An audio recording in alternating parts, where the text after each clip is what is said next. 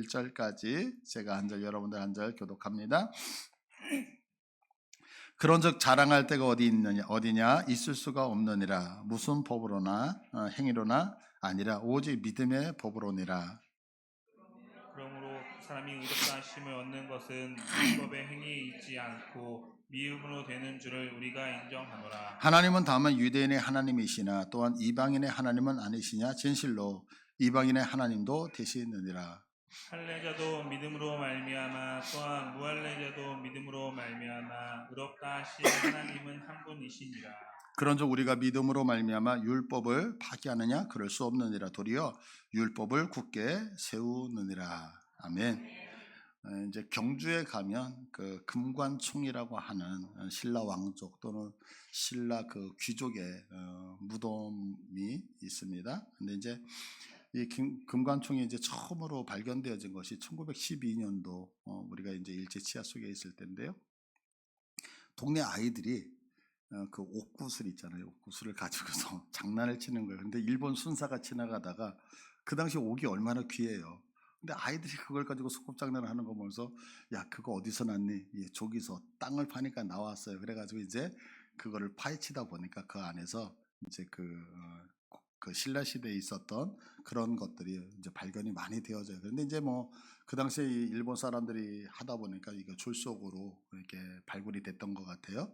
그랬다가 2015년도에 국립중앙박물관에서 이제 이 부분을 다시 재발굴을 하게 되어지면서 이곳이 이제 아사지 왕의 그 무덤이라고 하는 것을 발견을 하게 되어져. 왜냐하면 이렇게 칼이 하나가 발견됐는데 거기에 이름이 아사지 왕이라고 이렇게 써여져 있는 거예요. 그러면서 여기서 뭐 금관 그리고 그 황금 귀고리 그리고 황금으로 되어져 있는 뭐 허리띠 뭐 이런 것들에서 약 4,000점 정도의 유물이 발견이 되어져요. 근데 이제 제가 얼마 전에 이제 경주에 갔다가 이제 금관총이 뭘까 하면서 이제 궁금해가지고 거기를 다녀왔어요. 그래서 지금 말씀드렸던 거 뭐 왕관이라든가 아니면 금으로 되어 있는 허리띠, 귀고리 이걸 거기 가서 다 봤거든요.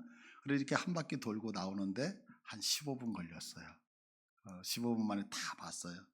근데 이제 제가 누군가에 묻는 거예요. 자, 그 무덤의 형태가 뭐지? 그 무덤 언제적 거야? 그 무덤 이름이 왜 금관총이야?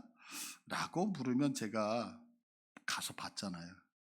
근데 답변을 할 수 있을까요? 못할까요? 못하죠. 왜 그럴까요? 질문이 어려워서일까요? 그게 아니고 이 무덤을 이제 금관총이라고 부르는 이유는 뭐냐면 우리나라에서 최초로 금관이 발견된 무덤이기 때문에 금관총이라고 하거든요. 그리고 이게 이제 신라 6세기 초에 발견된 거고 조금 전에 말씀드렸죠. 아사지 왕의 무덤, 돌무지 덧날 무덤. 그래서 우리 이렇게 바닥을 콘크리트로 치듯이 자갈로 덧대고 그 위에 나무로 덧대고 그 위에 이렇게 덧대가지고 마치 피라미드를 쌓듯이 이렇게 무덤을 하고 그 위에다 봉을 만드는 거예요. 그래서 이제 이 무덤을 돌무지 덧날 무덤 이렇게 얘기해요. 이게 뭐냐면 경험과 공부의 차이점인 거예요. 제가 가서 경험을 했지만 설명은 못해요. 그냥 가서 보지 않았어도 공부를 했을 때는 이것을 설명을 충분히 할 수 있는 거죠. 우리는 이제 신앙생활을 하면서 경험만을 많이 강조하는 것 같아요. 왜냐하면 이제 공부는 이성이기 때문에 조금 힘들기 때문에 등한히 하는 경우가 없지 않아 있는 것이 아닌가라는 생각을 해요. 그래서 이제 그 결과 수많은 사람들이 잘못된 곳으로 빠지죠. 왜 그러냐면 알아요. 모르는 게 아니에요. 분명히 아는데 정확하게 모르는 거예요. 아는데 내가 알고 있는 것을 정확하게 설명해 줄 수 있을 정도로 모르는 거죠. 그러니까 비슷하면 빠져요. 그래서 우리가 너무 잘 알다시피 이단과 사이비라고 하는 얘기는 전혀 다른 거잖아요. 그래서 예수 믿는 사람은 거의 사이비에 빠지는 경우는 없어요. 왜냐하면 사이비는 완전히 다 다르거든요. 그런데 예수 믿는 사람이 아차 하면 어디에 많이 빠져요? 제가 지난주에 말씀드렸던 것처럼 신천지가 약 20만 명 되는데 대부분이 예수 믿던 사람들이 넘어가잖아요. 그건 왜 그러냐면 이단은 시작이 같기 때문에 그래요. 그들도 하나님을 얘기하거든요. 그래서 뭐 하나님의 교회 그러면 모르는 사람은 그게 이단인지 모르고 들어가잖아요. 그러니까 이단에 빠지는 이유는 뭐냐면 아픈 같은데 D가 끝단이 다르기 때문에 빠져들게 되어지는 거죠. 그러니까 오늘 우리가 좀 힘들더라도 복음의 정수라고 하고 있는 이 이제 로마서를 우리가 같이 설교를 드리면서 여러분들 지금까지 잘 해오셨지만 이제 내가 믿고 있는 신앙이 무엇인지 설명해 낼 수 있는 그 실력까지도 우리가 한번 같이 공유했으면 좋겠다 이런 생각이 듭니다. 이제 우리가 가지고 있는 이 신앙에 대해서 조금 더 자세하게 배우면서 그래서 오늘은 은혜를 나누려고 해요. 그런데 이제 우리가 지금 계속해서 로마서를 설교를 하면서 어떤 사람도 율법으로는 하나님 앞에 의롭게 된다 못 된다? 어떤 사람도 율법으로는 하나님 앞에 의롭게 되지 못해요. 그래서 이제 지난주에 제가 믿음에 대해서 말씀을 드렸어요. 믿음에 대해서 말씀을 드릴 때 믿음이라고 하는 것은 믿는 게 아니다라고 말씀드렸어요. 그럼 믿음은 뭐냐? 믿음은 예수님께서 이루셔서 우리에게 허락하신 것이 있거든요. 그러니까 예수님이 이루셔서 우리에게 허락하신 것을 율법과 대조되는 단어로 예수님이 하셔서 내게 주셨어요. 이걸 뭐라고 한다? 이걸 믿음이다라고 하는 거예요. 그래서 로마서에서 믿음이라고 하는, 지난주에 배웠던 믿음이라고 하는 것은 내가 믿는다의 개념이 아니라 예수님이 이루어서 내게 허락하신 것을 믿음이라고 하는 단어로 사용한다는 것을 제가 지난주에 말씀을 드렸어요. 그래서 이제 일반적으로 우리가 하나님 앞에서 의인이 되는 것을 뭐라고 하냐면 의인은 믿음으로 된다 이렇게 얘기를 해요. 그래서 오늘 본문 28절도 한번 보시겠어요? 28절을 보시면 그러므로 사람이 의롭다 하심을 얻는 것은 율법의 행위에 있지 않고 믿음으로 되는 줄 우리가 안다. 사람이 의롭게 되는 것은 뭘로 된다고요? 믿음으로 된다 이렇게 얘기를 해요. 자, 그러면 이제 믿음으로 된다라고 했을 때 우리는 이렇게 생각을 하는 거예요. 자, 토라에는 창세기, 출애굽기, 레위기, 민수기, 신명기를 토라라고 한다 그랬잖아요. 이 토라에는 율법이 총 몇 개가 나오면 613개가 나오는 거예요. 613개. 근데 이제 어떤 사람이 우리 여기 황정호 집사님 계시니까 613개 중에서 612개의 율법을 지켰어요. 그리고 몇 개를 못 지키면 딱 하나를 못 지켰어요. 자, 그러면 하나님이 613개 중에서 612개 지키고 하나 못 지켰으니까 너 의인이야 이렇게 봐줄까요? 아니면 죄인이라고 얘기할까요? 죄인이라고 치부한다고요. 그래서 이것 중에 하나도 지키지 못하기 때문에 사람이 의롭게 되는 것은 율법으로 안 되고 믿음으로 된다라고 생각을 할 수 있어요. 근데 이렇게 생각을 하게 되면 아주 큰 오해가 생기게 되는 거예요. 그게 뭐냐면, 자, 지금 우리 재호 집사님은, 황재호 집사님은 613개의 율법 중에서 몇 개 못 지켰어요? 하나. 근데 이제 저는 아는 거예요. 뭘 아냐면 율법으로는 어차피 의롭다고 인정을 못 받아. 그러니까 612개가 아니라 나는 하나도 안 지켜. 뺀질대. 그러면 하나님이 황재호 집사님은 집사인데도 612개를 지키고 하나를 못 지켰는데 목사인 김혜수 목사님 613개를 다 안 지켰어? 너 그러면 지옥이 있으니까 저기 밑에 지옥 8단으로 내려가. 하나님이 이러시겠어요? 그렇지 않죠. 하나님 앞에 형벌 받을 때 하나를 못 지킨 재호 집사님이나 다 못 지킨 나나 하나님 앞에서 형벌 받는 건 똑같죠. 똑같죠. 그러면 어떤 의문이 생기냐면 내가 굳이 어차피 하나를 못 지키나 10개를 못 지키나 600개를 다 못 지키나 지옥 가는 게 똑같다라고 한다면 내가 굳이 하나님의 말씀대로 살아야 될 이유가 있겠어? 라고 하는 질문이 나오지 않겠어요? 그럼 왜 이 질문이 나오느냐라고 했을 때 그건 뭐냐면 이런 생각을 가지고 있는 것은 우리가 잘못 알고 있는 것이 있기 때문에 그렇다는 거예요. 성경은 이 부분에 대해서 분명히 말씀하시거든요. 그래서 오늘은 이 부분을 우리가 좀 풀어야 되는 거예요. 그런데 우리가 이렇게 지금 말씀드린 것처럼 내가 어차피 하나 지키나 2개를 지키나 3개를 지키나 어차피 내가 죄인이라고 한다면 내가 굳이 노력할 필요가 있을까라고 하는 이런 실패의 이유는 왜 나타나는 거냐면 우리가 성경 전체를 통합하여 보지 못하기 때문에 나타나는 거예요. 근데 사실은 이 지금 제가 말씀드린 이런 오해는 우리만 갖고 있는 오해가 아니라 종교 개혁을 했던 마틴 루터도 이 오해를 가지고 있었다고요. 마틴 루터는 로마서 1장 17절을 한번 보세요. 복음에는 하나님의 의가 나타나서 믿음으로 믿음에 이르게 하나니 기록된 바 오직 의인은 믿음으로 말미암아 살리라. 지금 의인은 믿음으로 말미암아 살리라라고 하는 이 말씀에 크게 도전을 받아서 이신층이 믿음으로 구원받는다라고 하는 교리를 만들어내면서 종교개혁을 하게 되어지거든요. 그래서 마틴 루터라고 하는 사람은 그동안 정말 죄의 용서함을 받기 위해서 수많은 노력을 했어요. 그 노력이 뭐냐면 선행, 심지어 이렇게 예배당에 계단이 있으면 계단을 걸어서 올라간 것이 아니라 무릎을 꿇고 기어서 올라갔다고요. 왜? 내가 그렇게 고행을 하면서 올라가면 하나님이 내 죄를 용서해 주실 것이라고 생각을 했고, 또한 면죄부를 구매를 해서 내가 구원을 받을 것이라고 생각을 했었거든요. 그런데 오직 하나님을 믿는 믿음으로만 구원을 받는다는 이 얘기를 듣고 내가 지금까지 해왔던 모든 선행, 내가 지금까지 해왔던 고행, 내가 지금까지 해왔던 모든 수고를 내려놓고 주님을 믿는, 예수를 믿는 것으로 구원받는다는 이거 사실 때문에 종교 개혁을 하게 되어진다고요. 그런데 루터가 이제 어느 날 막 야고보서를 읽게 되어지는 거예요. 근데 이 야고보서를 읽다가 큰 충돌이 생겨요. 야고보서 2장 24절을 보면, 자, 우리 다 같이 읽습니다. 시작. 이러보건대 사람이 행함으로 의롭다 하심을 받고 믿음으로만은 아니니라. 아까 로마서에는 뭐라 그랬어요? 사람이 의롭게 되는 건 무엇으로? 믿음으로. 근데 지금 야고보서를 보니까 사람이 행함으로 의롭다 하심을 받고 무엇으로?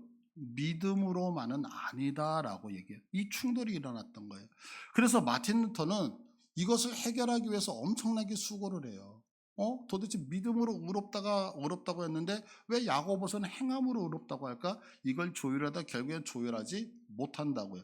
그래서 한 가지를 포기하게 되어져요. 그래서 마틴 루터는 이 야고보서를 뭐라고 얘기하면 이것은 별 볼 일 없는 지푸라기 성경이다, 이렇게 치부를 해버려요. 그래서 성경을, 이 헬라어 성경인데 헬라어 성경을 독일어로 번역을 하거든요. 독일어로 번역을 할 때에 자기가 생각할 때 이거는 지푸라기 성경이잖아요. 그래서 성경의 맨 뒤쪽에다가 위치시켜 놓는다. 그 얘기는 뭐냐면 성경을 시간 없으면 안 읽겠다, 이렇게까지 오해를 하는 거예요. 근데 마틴 루터 이렇게 큰 실수를 하잖아요. 근데 생각해 보세요. 제가 이제 가끔 가다가 이런 말씀을 드려요. 자, 누군가 제가, 자, 식사하세요. 자, 우리 점심시간이니까 밥 먹어요. 그러면 그분은 제가 밥 먹으라고 했으니까 밥 먹을 때 밥만 먹을까요? 반찬도 먹을까요? 밥만 먹으라 그랬는데 분명히 반찬도 먹죠. 왜 그러냐면 밥만 먹으라는 그 얘기가 아니라 밥은 먹으라는 속에는 무엇도 포함이 되어져요? 반찬도. 만약에 제 아내가 이제 밥상을 차려놓고 제 딸에게 연수야 숟가락 좀 놔. 그랬더니 엄마 말에 순종한다고 숟가락만 넣으면 엄마가 뭐라 그러겠어요? 야 임마 젓가락도 놔야지. 그러니까 숟가락만 놔라는 이 말 속에는 무엇이 포함되어지면 숟가락과 젓가락도 놔, 이 말이 같이 포함되어져 있는 거예요. 그런데 우리는 성경을 통합하는 것이 어려운 거예요. 그러다 보니까 자꾸 실수를 해. 이 부분을 신앙에서 놓쳐요. 자, 사도행전 4장 24절을 한번 볼게요. 사도행전 4장 24절. 그들이 듣고 한 마음으로 하나님께 소리를 높여 이르되, 여기서 소리를 높였다라고 하는 얘기는 소리를 들어 올렸다는 얘기예요. 그러니까 소리를 들어 올렸으니까 어때요? 우리 식으로 하면 통성 기도를 했다는 거예요. 자, 그런데 마태복음 6장 6절을 보시면 너는 기도할 때 내 골방에 들어가 문을 닫고 은밀한 중에 계신 네 아버지께 기도하라. 은밀하다는 건 비밀하게, 조용하게. 그러면 생각해 보세요. 지금 성경은 하나는 통성으로 기도하라고 얘기하고 하나는 조용히 묵상하면서 기도하라고 해요. 그런데 어떤 분은 나는 사도행전의 말씀만 알아. 그러면 저쪽에서 누가 조용히 기도하면 기도는 그렇게 하는 거 아니야. 기도는 부르짖으면서 해야 돼. 이렇게 얘기를 하겠죠. 또 제가 이제 어느 교회 갔더니 실질적으로 막 통성으로 기도하니까 어떤 분이 와서 기도는 그렇게 하는 게 조용히 하나님 기먹지 않았어 라고 하는 걸 직접 들었거든요. 그래서 그게 왜 그러냐면 기도는 조용히 해야 된다는 한쪽 방향으로 그렇죠. 근데 성경은 부르짖어라, 조용히 기도하라, 두 개를 동시에 이야기를 하고 있다는 거죠. 그러면 왜 이렇게 말씀하냐면 사도행전의 말씀은 기도의 절박한 상황에서 네가 돌파를 하거나, 그러니까 우리 파라처 같은 기도를 얘기하는 거예요. 돌파를 할 때는 조용히 기도하는 게 아니죠. 그래, 임재를 구할 때 조용히 할 수밖에 없죠. 그런데 지금 마태복음 같은 경우는 바리새인들의 그 어떤 위선적인 기도 행위에 대해서 너희들 골방에 들어서 조용히 기도하라고 이야기를 하는 거거든요. 그러니까 성경은 어떤 부분을 말씀을 할 때에 듣는 독자의 상황을 염두에 두고 말씀을 한다고요. 그러니까 성경은 이것은 맞고 이것은 틀리다가 아니라 성경은 어떨 때는 이렇게 말씀하고 어떨 때는 이렇게 말씀하시니까 우리가 그거를 전부 다 통합시키는 것이 있지 아니하면 성경을 보는 눈이 만약에 그렇게 돼 있지 않으면 한쪽으로 치우치게 되어진다는 거죠. 그래서 우리가 성경을 보면서 통합을 하는 건 너무 중요한 거예요. 그래서 위에서 지금 언급했던 이 대표적인 예가 로마서와 야고보서의 말씀이에요. 그러면 이제 야고보서 1장 1절을 보자고요. 야고보서 1장 1절을 보면 하나님과 주 예수 그리스도의 종 야고보는 누구에게? 흩어져 있는 12지파에게. 자, 그럼 흩어져 있는 12지파라고 하는 얘기는 누구일까요? 지금 유대인들이죠. 그럼 유대인들은 누구예요? 이미 구약 성경을 다 알고 있는 사람들이에요. 그러면 구약 성경을 알고 있다는 식은 우리 식으로 얘기하면 이분은 예수님에 대해서 아는 사람이다, 모르는 사람이다? 예수를 알고 구원을 받았고 그러기 때문에 무엇을 얘기하는 거예요? 그렇다면 너희는 이렇게 행동해야 된다라고 행위를 강조할 수밖에 없는 거죠. 반면에 로마서 1장 7절을 보시면 로마에서 하나님의 사랑하심을 받고 성도로 부르심을 받은 모든 자에게, 자, 하나님의 사랑을 받고 성도로 부름을 받았는데 어디서 부름을 받았냐면 로마에서. 그러면 이 사람들은 유대인일까요? 이방인들일까요? 이들은 이방인들이죠. 그러니까 당연히 이 이방인들에게 말씀을 전해야 되는 바울의 입장에서는 어떻게 너희가 복음만으로 들어왔느냐, 어떻게 너희가 구원을 받았느냐를 설명할 수밖에 없죠. 그러나 반면에 야고보는 너희가 어떻게 구원 안으로 들어왔느냐, 이게 아니라, 왜? 유대인들이 이미 구원 안으로 들어왔다고 생각하잖아요. 하나님을 알잖아요. 그러니까 그들에게는 복음 안에 들어와 있는 자는 이래야 된다라고 설명을 할 수밖에 없는 거죠. 사도 바울이 1차 때에 이제 BCD의 안디옥에 가요. 이 BCD의 안디옥에 가서 유대인들을 만나서 설교를 하는 장면이 사도행전 13장 16절에 나와요. 자, 사도행전 13장 16절을 보시면 바울이 일어나 손짓하여 말하되 이스라엘 사람들과 및 하나님을 경외하는 사람들아 들으라. 그러면서 17절에 뭐라고 설교하냐면 이 이스라엘 백성이 하나님이 우리 조상들을 택하시고, 누구를 택했어요? 조상의 누구야? 아브라함을 택하고 애굽 땅에서 나그네된 그 백성을 높여 큰 권능으로 인도하여 내사. 그러니까 지금 이 비시디아 안디옥이라고 하는 곳에 가서 설교를 할 때에 어디서부터 시작하냐면 하나님이 누구를 선택했어요? 아브라함을 선택했다. 너희 조상들을 출애굽시켰다. 이렇게 말씀을 해요. 그런데 계속해서 복음 전도를 하면서 이제는 사도 바울이 오늘날의 아테네라고 하는 아덴에 가서 복음 전도를 하거든요. 이때 이 설교를 아레오바고 설교라고 하는데요. 사도행전 17장 22절을 봐보세요.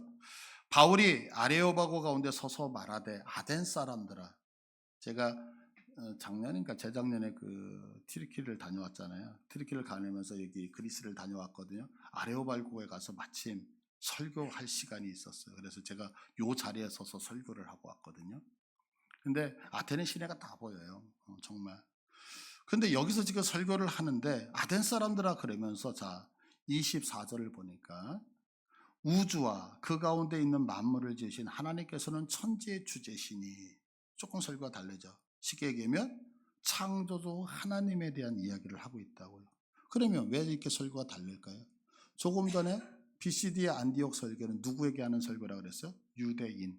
유대인들에게 하니까 유대인들이 이미 하나님을 알잖아요. 하나님을 아니까 하나님에 대한 설교는 빼버리고 하나님이 너희 조상 아브라함을 선택하시고 하나님이 너희 조상들을 애굽에서 출애굽시키셨다. 이렇게 설교가 진행된다고요.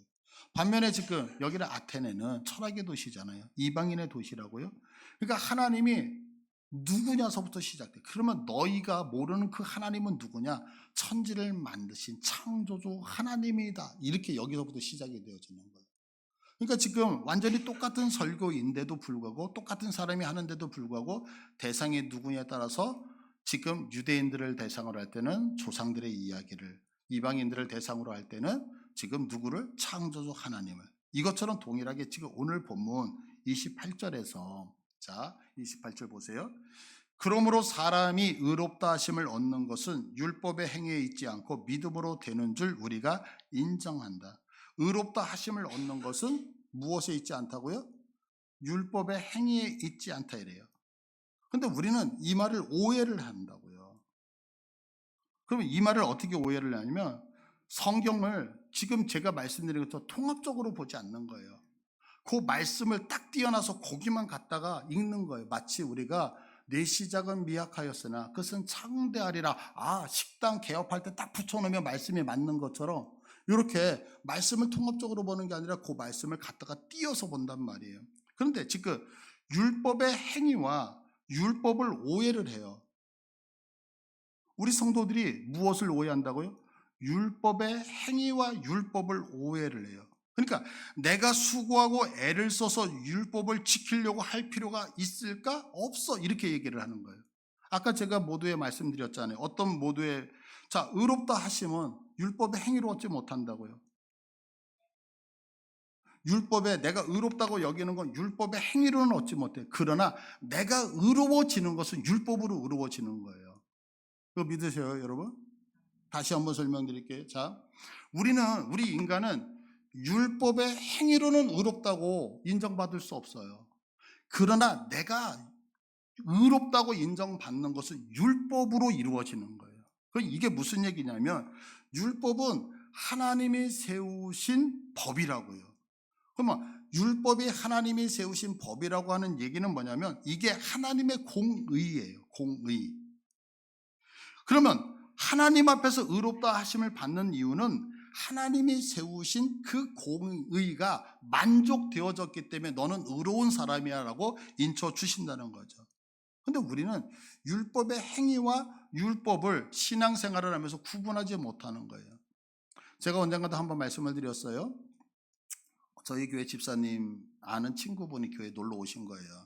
근데 이제 마침 그때가 전도할 시간이었거든요. 그래서 이분에게 우리가 지금 나가서 1시간 정도 전도하고 오니까 교회에 있어. 차 마시면서 여기 있어. 그러니까 이분이 아니야 나도 따라 나가서 한번 볼 거야. 그래서 이제 같이 전도를 나갔어요.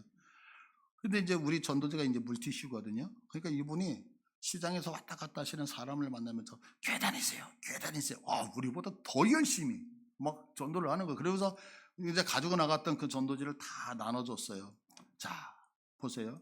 이분 하나님 앞에 칭찬을 받을까요? 못 받을까요? 나갔어요. 우리 교회 전도지를 나눠줬다니까 열심히, 우리보다 더 열심히요? 그럼 하나님 앞에 칭찬 받을까요? 못 받을까요? 칭찬? 못 받죠. 그럼 왜 못 받을까요? 그것은 그분의 기질이죠. 그분이 갖고 있는 인간적인 행위를 가지고 했던 거죠. 그러나 우리가 나가서 전도지를 나눠주고 복음을 질 때 우리는 하나님 앞에 칭찬 받을까요? 못 받을까요? 받죠. 왜요? 우리는 우리의 기질이 아니라 하나님의 말씀을 근거로 하여 하나님이 세우신 법을 실행했기 때문에 가능한 거죠. 그러니까 동일하게 우리가 나가서 전도를 한다. 근데 누구는 칭찬 못 받고 누구는 받는다고. 이거 구분되시겠어요, 지금? 그래서 로마서 2장 13절을 보시면 로마서 2장 13절 하나님 앞에서는 율법을 듣는 자가 의인이 아니고 율법을 뭐하는 자가 행하는 자가 의롭다 하심을 얻는다. 믿으십니까, 여러분? 근데 문제는 우리는 의지로 이 율법을 지켜요, 못 지켜요? 율법을 못 지키는 거예요. 왜? 우리가 연약하기 때문에, 인간의 나약함 때문에. 그래서 로마서 8장 3절을 보시면 율법이 육신으로 말미암아 연약하여 할 수 없는 그것을 우리가 율법을 못 지켜 연약해서 그래서 어떻게 해요?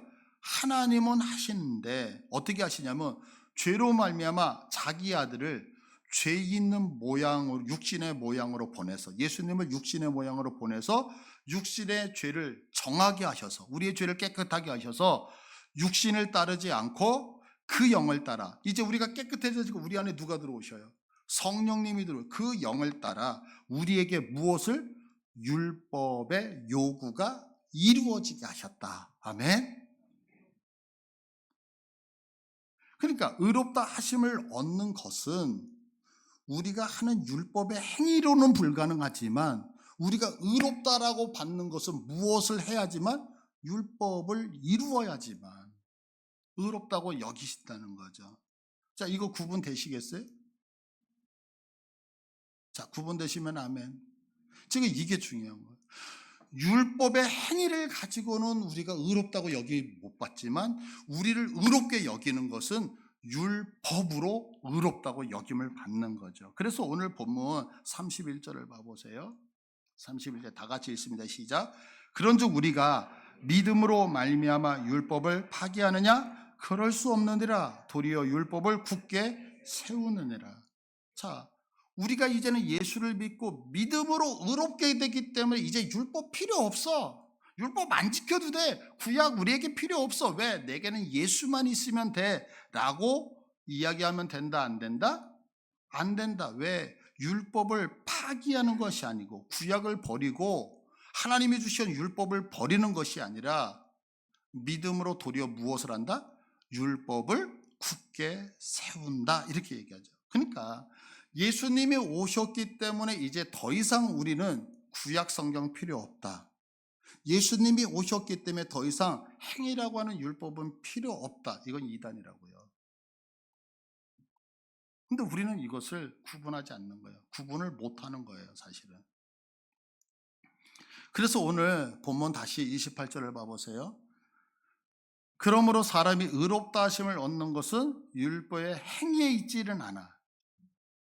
그러면 우리가 생각하는 것은 율법을 말씀하고 있기 때문에 이것을 여기서 지금 율법을 우리가 떠오르지만 즉 여기서 얘기하는 율법의 일을 말하고 있는 거거든요. 그럼 이게 무슨 얘기냐면 지금 유대인들이 하나님 앞에 인정받으려고 했을 때 어떻게 했냐면 그들은 하나님의 법을 지키려고 했던 것이 아니라 어떤 일을 행함을 통하여 인정받으려고 했다. 그러면 그 어떤 일이 뭐냐면 하나님 앞에 내가 헌금을 드림을 통하여 인정받으려고 했고 하나님 앞에 기도라는 걸 통하여 인정받으려고 했고 내가 절기를 지키는 걸 통하여 인정받으려고 했고 할례를 통하여서 인정받으려고 했다는 거예요. 그런데 지금 바울은 무엇을 얘기하냐면 내가 행하는 그 어떤 일로 하나님은 우리를 의롭다 한다, 의롭다고 여기지 않는다?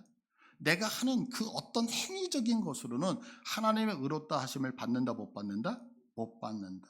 근데 우리들의 오해는 율법의 행위로 의롭다 하심을 못 받는다는 말을 율법으로 의롭다 하심을 못 받는다고 생각을 한다고요. 그러니까 행위로는 안 되지만 율법은 우리를 의롭게 하시는 거 여러분들이 구분하셔야 되는 거예요. 그래서 우리가 의롭다 하심을 받는 이유는 왜 그러냐? 율법을 완성했기 때문이에요.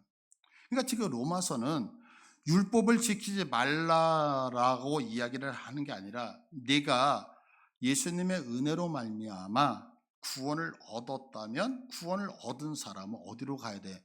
하나님이 모든 거 다 해주니까 이제는 나는 가만히 있어도 되네. 모든 거 필요 없어. 이렇게 가면 안 되고 그 율법을 지키는 쪽으로 가야 된다. 이렇게 말씀하고 있는 거예요. 그럼 어떻게 지켜요? 인간은 연약하니까 율법 못 지켜내잖아요. 그러니까 예수님이 죽으셔서 그 예수님이 내게 성령을 부어주셨고 성령을 따라 행함을 통하여서 내가 율법을 지켜낸다, 못 지켜낸다? 율법을 지켜낸다. 이게 복음이라는 거예요. 그러니까 지금 로마에 있는 유대인들의 문제는 뭐냐면 이 율법의 행위로 의롭다 하심을 얻으려고 했다는 거죠. 그러니까 내가 율법을 받았으니까 나는 의로워. 나는 할례를 받았으니까 의로워. 나는 이스라엘 선민이니까 나는 의로운 사람이라고 여겼을 때에 사도 바울은 아니 그런 행위를 가지고서는 네가 의롭다 의롭지 못하다 의롭지 못하다 라고 이야기하면서 너희들이 문제는 뭐냐면 하나님의 법을 율법을 무시하고 있다 이렇게 얘기를 하는 거예요. 그래서 바울이 계속해서 로마서 2장 24절을 봐보세요. 24절을 보시면 기록된 바와 같이 하나님의 이름이 너희 때문에 이방인 중에서 모욕을 받는도다. 무슨 얘기예요? 우리가 하나님을 믿는다라고 하면서 구원이 내게 임했어요. 어떻게 임했어요? 예수님 때문에 임했어요.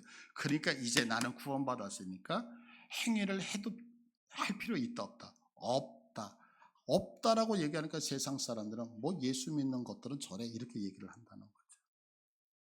왜요? 이 오해 때문에 그런 거예요. 그러니까 성경은 전체적으로 이야기하는 거예요. 행함 없는 믿음은 가짜 믿음이라는 거예요. 여러분들 지금 하나님이 내가 아무것도 할 수 없는 자격이 없는 자인데 예수님이 십자가에서 돌아가심을 통해서 나에게 구원이라는 감격을 주셨습니까? 이것을 믿는다면 그것을 믿는 사람은 반드시 뭘로 가야 되냐? 하나님의 법인 율법을 지키는 행위로 가야 된다 이렇게 말하고 있는 거예요. 근데 우리는 내가 구원받았다고 얘기를 해요. 어떻게 구원받아? 하나님의 은혜로. 그러니까 이제는 율법이 필요 없습니다. 더 이상 법을 지킬 필요가 없습니다. 그래서 아무것도 안 하고 마치 죄송해요 개차반처럼 살아도 된다 이렇게 하니까 뭐라 그래요? 이방 사람들이 우리를 향하여 손가락질 하더라. 이게 사도 바울의 지적이 되어지는 거죠. 그러니까 바울이 율법의 행위로 안 된다는 말은 앞에 무엇이 빠져 있는 말이냐면 아까 자 숟가락을 놔. 그러면 숟가락을 놓으라는 그 말에는 젓가락도 놔. 이 말이 포함되어져 있는 거 아시죠? 자, 밥 먹어. 이 얘기는 밥도 먹고 국도 먹고 반찬도 먹어가 포함되어져 있는 거예요. 이것처럼 자, 율법의 행위라고 하는 얘기에는 무엇이 앞에 빠졌냐면 믿음이 빠진 율법의 행위로는 너희가 의롭게 여김을 못 받는다. 이 얘기를 하는 거예요. 그럼 그 앞에 뭐예요? 네가 의롭게 여김을 받기 위해서는 믿음을 가진 행위는 이렇게 가는 거예요. 그러니까 보세요. 오늘 지금 이 자리에서 우리가 예배를 드리는데 하나님을 사랑하는 믿음이 빠진 예배는 하나님이 인정한다 안 한다? 안 해요. 이 행위를 인정하지 않는다고요. 하나님이 빠져 있는 기도는 하나님이 받으신다 안 받으신다? 안 받으시는 거예요. 믿음이 빠져 있는 하나님을 사랑하는 그 믿음이 빠져 있는 헌금은 빠져 있는 거예요. 이해되시겠어요? 제가 이제 막 흥분하려고 그래요. 무슨 얘기를 하려고 해요. 자, 보세요. 제가 한 가지만 여러분들 우리 현실에서 마음에 와닿는 걸 말씀을 드릴게요. 여러분, 헌금은 기부금이 아니에요. 헌금은 기부금이 아니에요. 이게 무슨 얘기냐면 자, 세상 사람들은 내가 누군가에게 기부를 해요. 그래서 그 기부한 것에 대해서 자, 증명서를 내주세요. 증명. 그래서 이만큼을 기부했습니다. 그래서 그 세금을 환급을 받아요. 근데 법으로 인해서 교회가 기독교 단체로 인해서 기부금 영수증을 발급하게는 되어져 있죠. 그러나 그것을 알면서 여러분들에게 해드리는 거지만 여러분들 하나님 앞에 기부하시는 거예요, 헌금을? 이건 아주 잘못된 신앙이에요. 하나님 앞에 내가 정성을 다해서 헌금을 드렸더니 법이 그렇게 만들어서 그 법을 여러분에게 유익하게 해드리기 위해서 기부금 영수증을 띄려서 여러분이 세금을 환급받게 할 수는 있지만 내가 냈으니까 기부금 영수증을 내다 그건 헌금이 아니죠. 무슨 얘기냐면 믿음이 빠져있는 행위는 신앙이 아니라고요. 하나님을 사랑하는 마음이 빠져있는 것은 믿음이 아니라고요. 근데 우리는 이걸 오해하고 착각하는 거예요. 왜? 세상이 하니까. 아니요, 여러분 그렇게 생각하시면 절대 안 되는 거예요. 그래서 바울이 로마에서 믿음만을 강조하는 것은 이유는 뭐냐면 나를 구원하신 분이 누구냐? 예수 그리스도. 이거 거저 받았잖아요. 그러면 거저 받은 은혜가 충만한 사람은 어디로 가냐면 그 은혜를 아는 사람은 행동으로 옮겨야 된다 이렇게 얘기를 하는 거예요. 그러니까 바울이 믿음을 강조하는 이유는 왜 강조하냐면 네가 구원받을 때 네가 한 게 없어. 하나님만 하신 거야. 하나님만 하셨으니까 너 자랑하지 말라라고 믿음을 강조한 거지 믿음을 강조했기 때문에 행위는 사라져야 돼. 이건 아니라고요. 이거 여러분 믿으십니까? 그래서 중요한 것은 뭐냐면 믿음이 있다는 얘기는 반드시 어디로 귀결이 되어지면 믿음이 있는 사람은 순종으로 가는 거예요. 믿음이 있는 사람은 행동으로 옮겨지는 거예요. 그래서 오늘 성경 1장 자 로마서 1장 5절을 봐보세요. 그로 말미암아 우리가 은혜와 사도의 직분을 받아 그의 이름을 위하여 모든 이방인 중에서 믿어 하나님을 믿어 이방인들에게 믿게 했어요. 믿어서 어디로 가냐면 순종하게 하려고. 여러분들 하나님을 믿으십니까? 그럼 왜 하나님을 믿게 하셨느냐면 하나님의 말씀에 순종하게 하려고. 거꾸로 얘기해서 순종하지 않으면 믿음이 없는 거예요. 행위가 없으면 믿음이 없는 거예요. 믿으셔요? 이것을 우리가 헷갈리면 안 되죠. 그래서 사도 바울은 믿음으로 율법을 파하거나 없애는 것이 아니라 믿음만이 우리 안에 하나님이 주셨다는 그 믿음만이 무엇을 하나님의 율법에 100% 순종할 수 있는 열쇠가 된다 이렇게 얘기를 하는 거예요. 그래서 은혜 받은 사람은 함부로 행하지 않아요. 은혜 받은 사람은 하나님의 말씀을 지키려고 애쓸 수밖에 없단 말이에요. 제가 가끔가다 충격받는 게 있어요. 믿음이 있대요. 근데 예배를 빠져. 아니 여러분, 하나님의 은혜를 아는데 어떻게 예배를 빠져요? 그런데 나는 믿음이 있다고 고백을 해. 그래서 충격이 오는 거예요. 여러분, 믿음이 있으면 행동으로 가는 거예요. 믿음이 있으면 순종하게 되어져 있는 거예요. 거꾸로 얘기해서 순종을 못하는 이유는 무엇을? 믿음을 모르기, 하나님의 사랑을 모르기 때문에. 여러분, 제가 제 아내를 사랑해요. 그래서 맨날 때려요. 이해되시겠죠? 이거는 있을 수 없는 일이죠. 사랑하는데 어떻게 아내를 때립니까? 나는 아내를 너무너무 사랑해요. 그래서 욕을 해요. 이건 있을 수 없는 거죠. 내가 아내를 사랑한다면 아내가 기뻐하는 일을 할 수밖에 없는 거죠. 내가 아내를 너무너무 아낀다면 아내가 좋아하는 일을 할 수밖에 없는 거 아니겠어요? 그러면 우리가 하나님을 믿어요. 믿으면 하나님이 기쁨이 되시겠어요? 하나님이 슬픔이 되시겠어요? 그래서 예수를 믿는 사람은 어디로 가더라? 순종으로 가더라. 예수를 믿는 사람은 행위로 가더라. 그래서 여러분의 행위가 내가 지금 예수님을 사랑하는지 안 사랑하는지 알 수 있게 되어진다라고 얘기를 하는 거죠. 그래서 로마서는 행위를 버려야 한다가 아니라 오히려 복음을 알고 예수님을 안다면 행위를 통해서 그 믿음이 증명되어져야 된다라고 얘기하고 있는 거예요. 부탁드립니다. 우리 예수님 사랑하시잖아요. 이 사랑을 우리의 행동으로 증명해낼 수 있는 복됨이 있기를 축복합니다. 우리 다 같이 일어나셔서